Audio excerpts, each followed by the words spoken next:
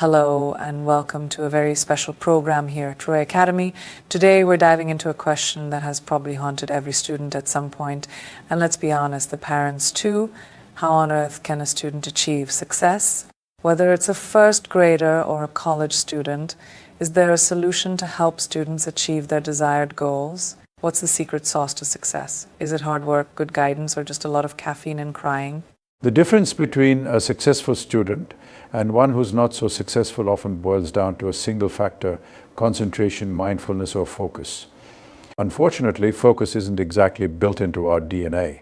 Feeling hungry? That's instinct. Feeling mindful? Not at all. In fact, it's quite the opposite. The mind has been famously compared to a restless monkey. Picture this: the monkey, already fidgety by nature, has downed a glass of wine. Clearly a bad decision. And just when you think it can't get worse, along comes a scorpion to sting it. That's our mind in a nutshell, jumping around like it's in some chaotic jungle gym of thoughts. This moment in the Bhagavad Gita comes straight out of a classic student versus teacher scenario. In the 6th chapter, Krishna is patiently explaining the supreme truth of oneness to Arjuna. He lays it all out step by step with the kind of detail that would make any professor proud. Arjuna listens, nodding along, and then gives a dry smile, the kind of smile that says, "This sounds great on paper," but finally he speaks up, "Oh Krishna, my lord, your philosophy is brilliant, truly top-tier wisdom. But here's the thing, it's just not practical. My problem isn't with the philosophy itself, my problem is that it's completely unachievable for regular folks like me." Krishna, probably raising an eyebrow, asks, "Why not?" Arjuna sighs and replies, "Honestly, because of the wavering, fickle and restless nature of the mind. Trying to control it feels like trying to herd cats, nearly impossible. Similarly, parents and teachers are always saying, get top ranks, score the highest marks, be a topper. If you're a topper, you'll achieve this, that, and everything else. But as a student, you're probably thinking, sounds great, but how exactly do I do that?" Now, circling back to Krishna and Arjuna's conversation, Krishna totally agrees with Arjuna's struggles. He says, "You're right, the mind is ridiculously hard to control. It's like trying to tame the wind. So hey, if even Krishna admits it's tough, you're not alone. The mind operates in patterns, repetitive, stubborn patterns that don't easily change. Unless you work on it deliberately, the mind will continue to trouble you relentlessly.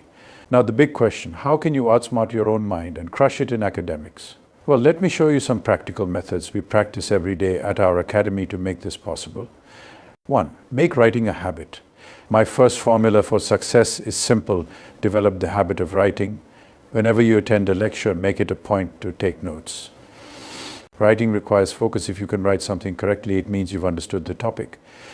Plus, there's a sense of satisfaction that comes with capturing ideas accurately. So make writing your mantra. Now, let's address a practical problem. Sometimes teachers teach at lightning speed, making it tough to keep up with note-taking. That's why we teach modern speed writing and dictation techniques to help you take effective notes without missing a beat. 2. Personalize your learning. Your notes are more than just words on a page. They're tools for personalizing your learning. Share your notes with your teacher and they can spot the gaps and missing points. With their feedback, you can refine and improve your understanding, making your learning more thorough. 3. Leverage AI for improvement. Even you can take help of AI to identify gaps in your notes. Yes, technology can work wonders. Make best use of it. 4. Now let's talk about reading. Speed reading is a powerful technique that can significantly boost your reading speed without sacrificing comprehension. Techniques like suppressing subvocalization, enhancing peripheral vision, stopping regression, and mastering previewing can transform your reading game. Even learning just 1 or 2 of these techniques can make the difference between being an average reader and becoming a skilled, efficient one. And when you combine these methods with AI tools and your own human smarts, get ready to discover a whole new, improved version of yourself. 5. These techniques are for little grown-up students, but what about younger kids like first graders? Don't worry, we've got them covered too. A great option for younger students is the abacus, which involves mental calculations. It's an engaging way to develop focus and mindfulness. From my experience, young learners who practice the abacus along with mental math regularly show remarkable improvements in their concentration and overall skills. It's a game changer for little scholars. 6. Let me share an interesting fact about focus and concentration. They largely depend on one specific part of our body. Can you guess what it is? It's the tongue. Surprised? Here's why: when you think, you're essentially talking to yourself in your mind. Without your tongue, you can't talk, and without talking, even internally, you can't think effectively. This makes controlling your tongue incredibly important. That's why it's essential to engage your mind with meaningful thoughts and chants. For instance, take one of your subjects and think about it deeply, discussing it in your mind. This kind of focused mental dialogue is crucial. Here's another fascinating tip. The silver method suggests that if you can't solve a problem, think about it intensely, especially before you sleep. When you wake up, your mind will often present you with a solution. Try it out and let me know if it works for you. 7.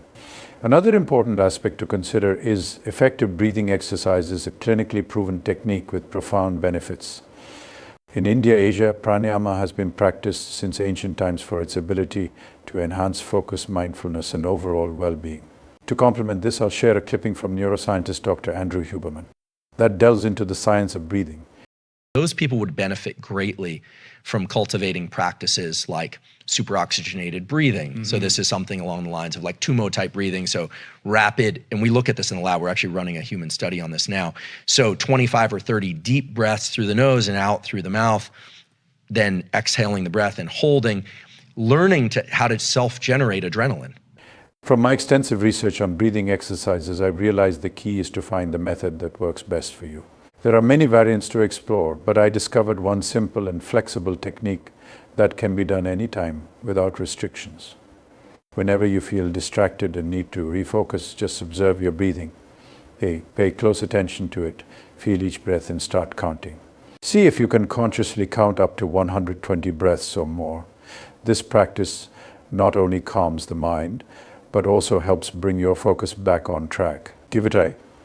Sometimes your brain just needs a time out to recharge. Why not switch things up with a fun hobby class?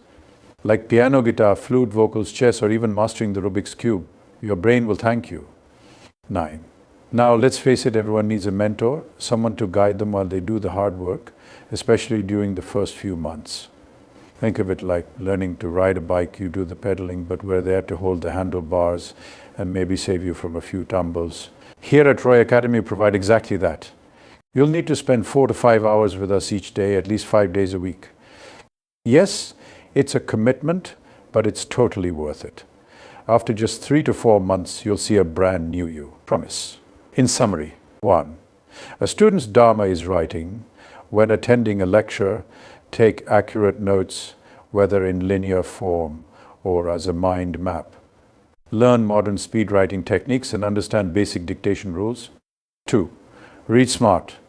Familiarize yourself with speed reading concepts and adopt key features. Incorporating generative AI tools is a must. 3. Practice breathing exercises. Find the technique that suits you best and make it a habit. 4. Cultivate mindful thinking. Reflect on what you read and remember the silver method for problem solving.